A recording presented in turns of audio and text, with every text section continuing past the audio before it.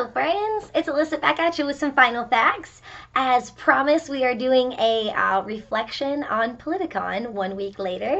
So yeah, let's get started. We have a lot to talk about today. I finally got to confront Tomi Lahren. I got to have some dialogue with YouTuber troll Hunter Avallone.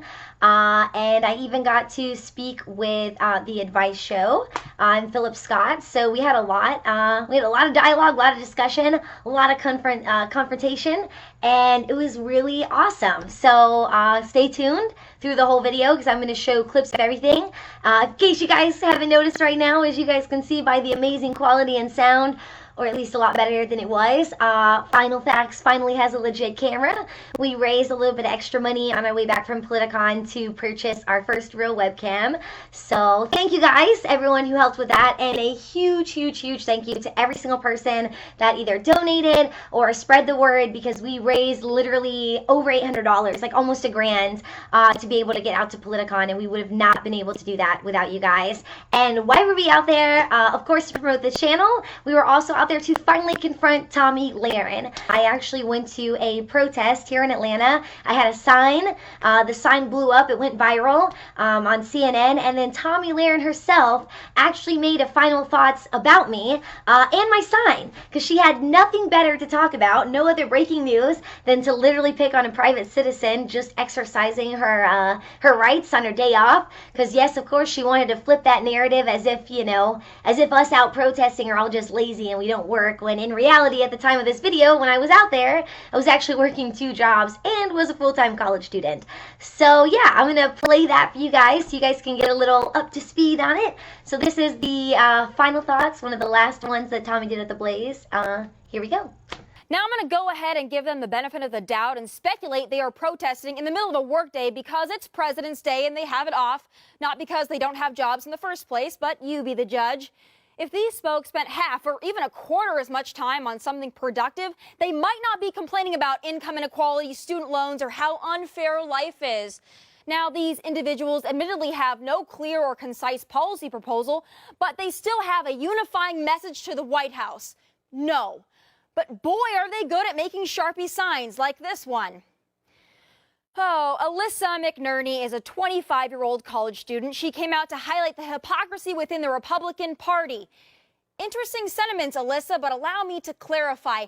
Yeah, pretty crazy, right? So, for those of you who don't know, essentially after that video, I had myself and about 30 close friends and supporters reach out to Glenn Beck and the Blaze. We all sent very, descriptive emails letting them know that, if they were gonna make their whole segment, and Tomi was gonna have a whole segment about me, the least she could do is have me on to defend myself. And of course, we never heard back. Of course, about a month later, she actually got fired from the Blaze. And as you guys know, she's on Fox now. And before Politicon, I had my sponsor, Emilio Perez. Shout out to him. Check out his links below and check out his blog. He's super awesome. So I had Emilio Perez, my sponsor, actually reach out to Tomi Lahren and her team to see if there was any way we could set up some dialogue or something, something at Politicon pretty much. And of course, again, no response. So again, Tomi could profit off of my photo and make however, who knows how much money off of those videos at the Blaze. But yeah, so she could use my picture, yet she can't respond. So I had no choice but to confront her at Politicon. She was doing a Q&A that was open for anybody. So I decided to hop on up there. So I'm going to play a little snippet of that video. So you guys check that out. This is brought to you by BuzzFeed and Andrew Kimmel. Thank you so much for getting this angle and allowing me to use it. So check it out. Here we go. Hi there. I'm going to try to get this out really fast. I don't want to take up too much of you and your fans' time, so hopefully I can get it out without being interrupted. That'd be great. My name's Alyssa McNerney. If you don't know me, I am do a political channel right now, Final Facts with Alyssa. You may also know me, Tomi, because you literally made an entire final thoughts segment about me February 2017. You decided to criticize me exercising my right as an American. Instead of your bio, let's get to the question. Okay, I got you. So my question is, if you had nothing more breaking to talk about than to criticize me, I'd like to know when and where we can have a live debate and discussion. Where did I criticize you on? You're gonna have to I had a sign. I was at the Not My President's Day protest. a sign, it took a couple verses from the book of Matthew, and it replaced it with Republican policies, what Jesus' teachings were. So it was like, if I was hungry and you said drug test those that would ask for food. I was thirsty and you said oil is more important than water, build the pipeline. I was a terrorist and you said, or I was a stranger and you said he's a terrorist, don't let him in. You made an entire segment about me, Tommy. You're one of your last ones at the Blaze. And yeah, been doing my channel now for about a year. I raised over $1,000 to get here, and I would just like the chance to defend myself. Well, you've done that. You've done a good job. Unfortunately, I'm gonna but we have one more minute, and I want to get in an actual question instead of your opportunity. No, right. But you notice how they turned your mic off? Yeah, well, they're not going to turn it back on. I appreciate it. Listen. I'm a liberal. I probably agree with what you said, but that's not our purpose here today. So I'm going to move on to someone else. I thank you, Ray, for showing up. Now shut the fuck up and let somebody else go. Last one. First things first, I don't know if you guys noticed that before I even started, the very beginning statement that I made was that I didn't want to take up too much of Tomi or her fans' time. All they had to do was let me get out what I wanted to say, which, by the way, if you'd like to see the people who asked questions before me, I have a full 9-minute live feed. I will post the link in the description below. So check that out, because before I went up, the first guy that went up asked Tomi about her view on transgender Americans, and the military ban. And of course, she had some very pretty transphobic stuff to say that, of all people, Clay Aiken, who is a member of the LGBTQ plus community, could just laugh along and agree with her and not question that at all. So nice. I don't know if you guys noticed, he told me to shut the fuck up when I had already turned around and was walking away. And, it's so funny to me that Tomi made such a point during her town hall, and on several occasions, she has made a point to say that she would debate anybody, that she's willing to talk to anybody with any opinion, because she is so strong and so confident in her beliefs that she would be willing to take that on.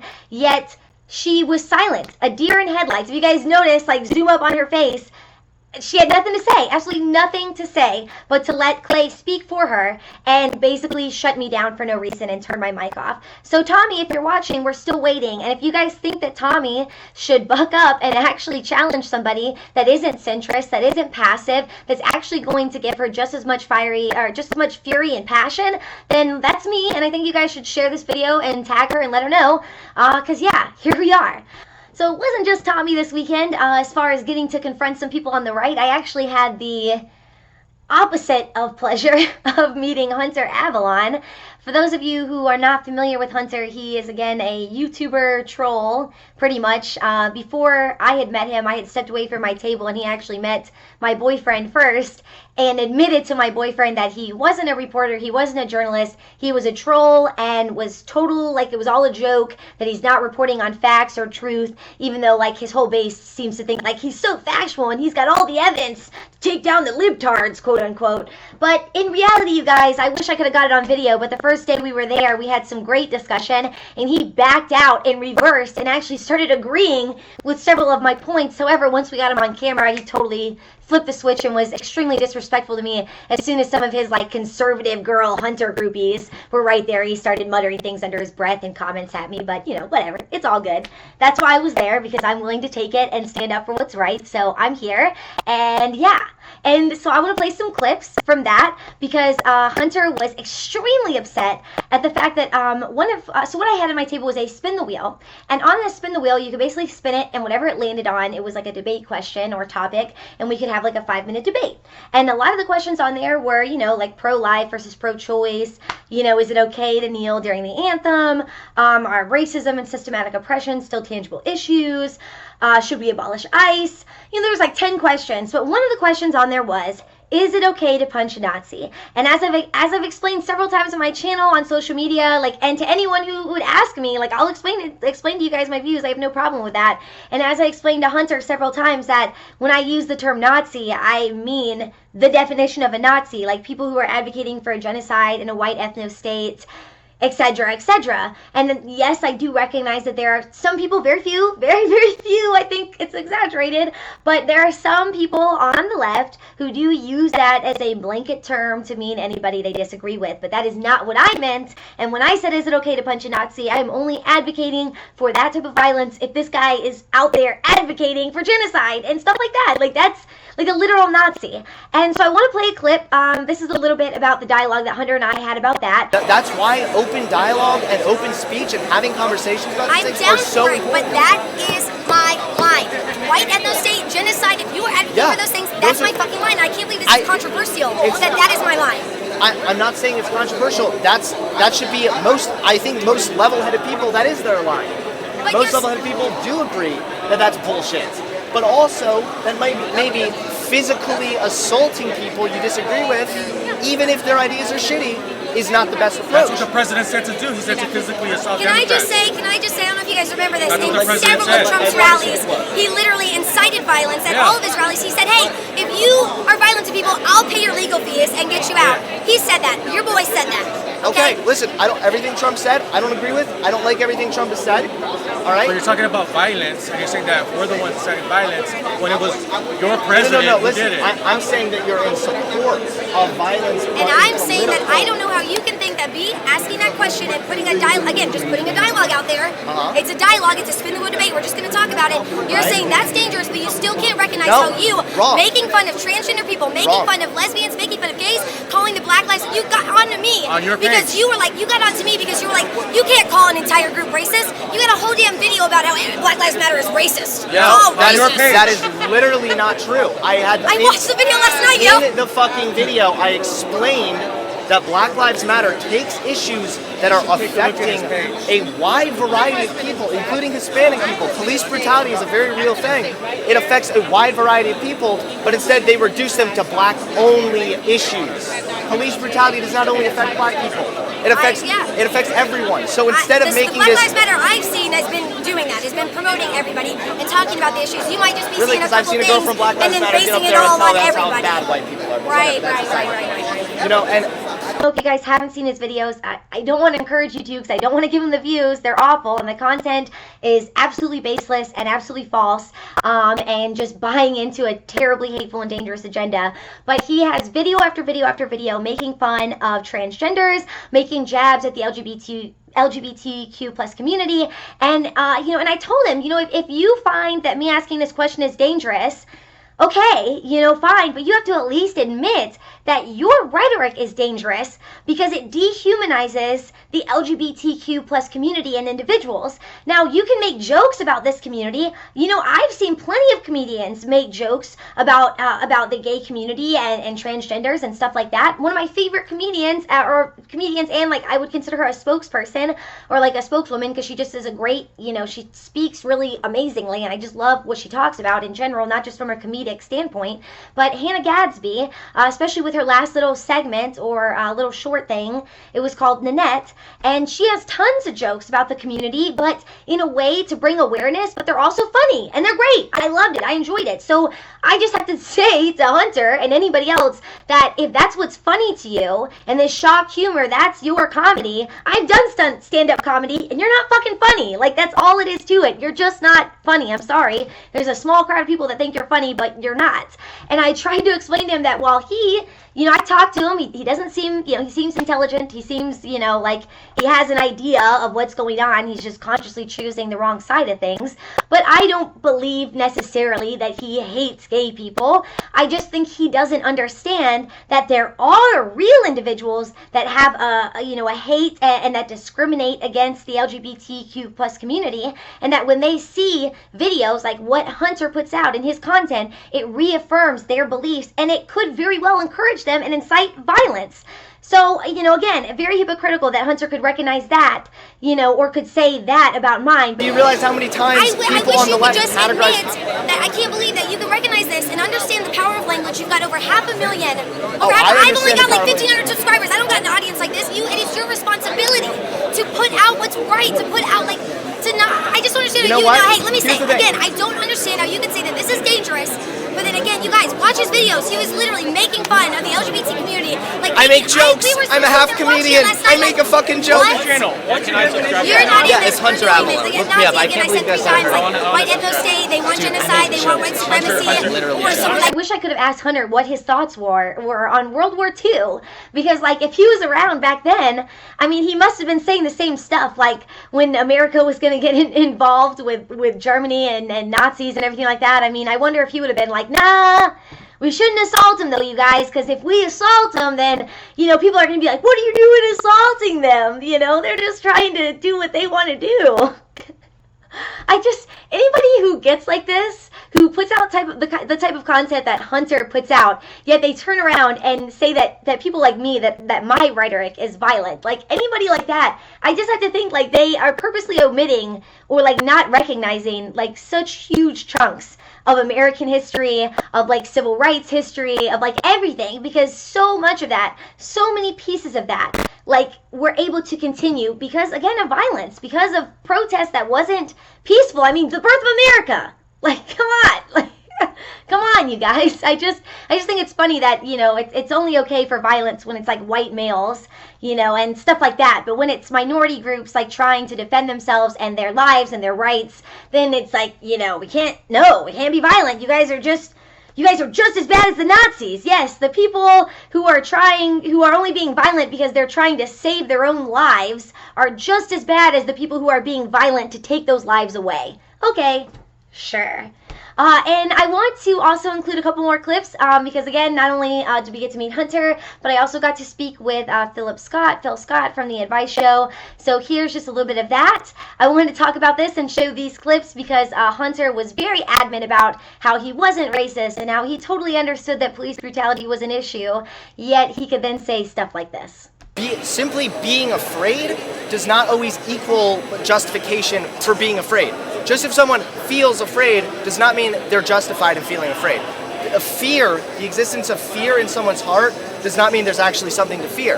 If I go out and I say, oh, I'm really scared to walk around LA, I'm really scared, I'm terrified of LA, that's not really an argument that LA is dangerous, just because I'm afraid. Now, if we actually want to look at some statistics, back in 2015, there's a black Harvard professor. He did conduct this study, I believe it was in Houston and possibly a few other cities, but I believe the big one took place in Houston.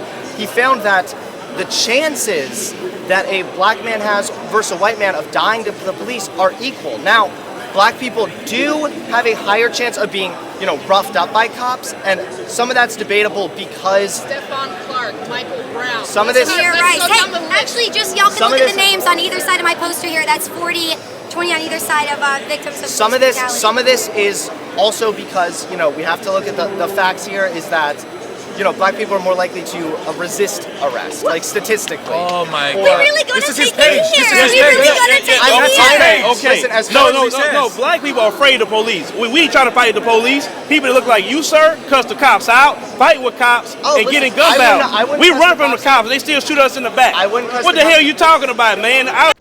Yeah, right? Pretty crazy, I know. So, yeah, if you guys want to see, there's actually like a full like 50 minutes of me and Hunter and actually the Black Mike was there and Phil Scott from the Advice Show. We kind of had a dialogue going for like almost a good hour. So, obviously, I can only show you guys some snippets, but if you guys are interested in all of that, check it out. I don't know how Hunter could have posted this on his channel and say that he like wrecked me in SJW when I was straight up. I was passionate, you guys. I was never crying. I was never like that. I was there standing my ground, but I guess that's him wrecking me. So, you know, you guys be the judge of that. And yeah, and this is kind of like a more, just me to you guys, like just want to be real. And like I said, do this a little more vlog style. But I just want to talk about some closing feelings that I had after getting back from Politicon and, you know, kind of like reflecting on it for this past week. So one thing in particular, one thing that I really enjoyed about Politicon was the discussion. It was really awesome. You know, it's very rare that I get the opportunity to go like have so much dialogue with so many different people at once. I mean, it was pretty fair. Like a lot of people that agreed with me, a lot of people that disagreed, a lot of people in the middle, and we had some really good discussion, and I really appreciated the opportunity to, you know, get to kind of hone in and strengthen those like debate and discussion skills. But one thing with that really stuck out to me was at the end of every discussion, there was always, most of the time, there was definitely some crazies, even worse than Hunter, believe it or not.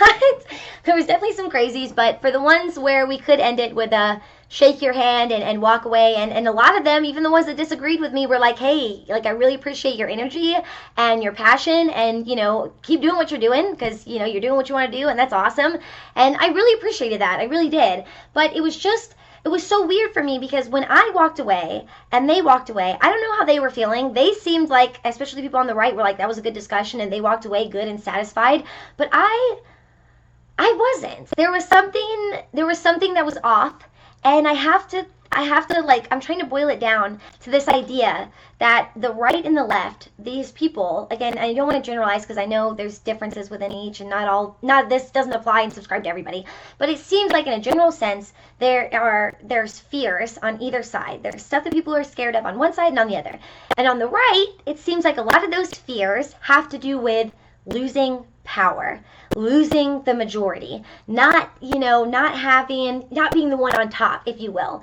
I think that especially if you're, someone who is white and subscribes to the Republican label or what have you, that you're scared of being a minority, which again is almost ironic in and of itself, because then that means that you on the right recognize that there's something quote unquote bad and wrong and something different about how we treat minorities, but yet you won't see it in any other sense. But I digress. And so a lot of the fears too, that if it's not just the power thing, they might say they're scared of, like they want to have safety here in America. So they're scared of terrorists, or they're scared of Muslims or Hispanics, or basically people who look and think or pray differently than they do. Now, all of these fears, of course, if you guys have done your research and you know your facts, all these fears are based in a facade, especially as we know this week with, gosh, I've lost count. We're at like 13, 14, Americans that are dead now at the hands of right-wing extremists. The African Americans killed at the Kroger, the Jewish individuals killed at the synagogue, and then all the bomb threats. They didn't result in any deaths, but they were still there, still violence and insightful things at the hands of the right. These, you guys, you are so much more likely to find harm or find violence at the hands of a white extremist than you are of like any other group. So that's, so again, the right is scared of that. Now the left, me, like us on the left, we're scared of our lives and rights being taken away. And right now, that's been a tangible fear for a long time, almost our whole history, the whole American history for a lot of groups of people. But, even now, that fear has come back. And, if you're a person of color, you have a very tangible fear of police brutality, of the people who are supposed to protect and serve, that's what they're paid to do, but they're only doing it for certain people. If you're a woman, you have a very tangible fear of getting your rights taken away, your right to choice. Iowa has already passed the heartbeat bill. There's at least 5 or 6 states, Georgia is one of them, that if Roe versus Wade is overturned, then these states will automatically ban and make abortion illegal. There's tons, and birth control, everything. We go on and on and on. And the LGBTQ+, there's a lot of stuff going on with transgenders being erased right now from having their definition and their place in our society. They're trying to be erased by this administration. We've got LGBTQ discrimination. We've got all of this stuff. Like, these are very tangible fears. So when I shake whoever's hand and we walk away, and they're walking away like, oh, we had a good discussion or whatever, that was great. But I'm walking away and I'm like, well, I didn't change their mind. That's one more person that's still set in their ways, and if their ways lean more towards alt-right tendencies and policies, then they're backing stuff that is taking away my liberty and justice, or the liberty and justice of several minority groups. I'm left with that feeling. I hope that makes sense to you guys, but it's been weighing on me how we can walk away, like I said, shake the hands, but you guys, I guess on the right, walk away fine and can just go on doing what you're doing, but I gotta walk away thinking I still have to fight just as hard just to have my life. And my rights are, not so much me as, other people. I'm bisexual, but as I've said several times, I can pass. And I'm in a quote-unquote straight relationship right now. And obviously I'm a white woman, so it doesn't affect me near as much as a lot of friends and family and people that I'm close to. So, I have to think I'm fighting for them. And that was just a feeling that I had. And I don't know if, people out there have experienced the same thing in the wake of the last 2 years and trying to still have a peaceful dialogue or a civil dialogue. But, yeah, that's how I felt. I just wanted to talk about that with you guys. And I have a lot of videos coming soon. The last week has been a little hectic getting adjusted back at work and trying to get the channels out here, and I did a lot of networking. So I'm definitely going to keep having that content out to you guys once a week. I'm going to have a lot of videos coming soon, probably more obviously in rebuttal to Tomi. I've got some more stuff I want to talk about in regards to Hunter Avallone, because that, again, it was a whole hour and I only showed you guys some tidbits. So thanks for watching, and again, if you guys think that Tomi should stop being a coward, as you guys can see now how much of a coward she is based on that video, share this on her wall, let her know, tag her. I'm ready for a debate. She could have me on Fox Nation. I'm more than willing, but, she won't. She's a coward. But thanks for watching, and if you guys like what you see, please check out my Patreon and consider donating. We got a webcam right now, but I still am trying to save about $500 to get a real Nikon. So, and if you guys want to support me doing this, as my real job, then definitely check out my Patreon, because I'm trying to get that going. So thanks for watching, and I'll talk to you later. Bye!